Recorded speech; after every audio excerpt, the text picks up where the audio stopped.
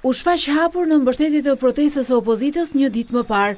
Senatori i Qendrës së Djathtë në Itali, Mario Mauri, njësoj si kryetari i PD-s Lulzim Basha, artikulon kritika ndaj zëvendës presidentes së Parlamentit Evropian, Federica Mogherini, e cila tha se integrimi i Shqipërisë varet nga zbatimi i vetingut.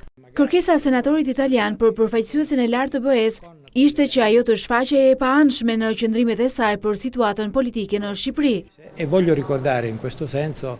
Dua të kujtoj se ato që përfaqësojnë institucionet europiane kanë për detyrë të jenë të paanshëm dhe për detyrë që të shohin me vëmendjen e dur problemet e brendshme të një vendi që populli të ndihet i respektuar. Pikërisht për këtë, mendoj që nuk është opozita që po bllokon institucionet, parlamentin dhe procesin e integrimit, por është qeveria që po rrezikon të bojkotojë demokracinë. Stia boicottando le istituzioni. Sipas tij, kërkesa për qeveri teknike është normale, pasi situata e kriminalizimit të pushtetit është e jashtëzakonshme.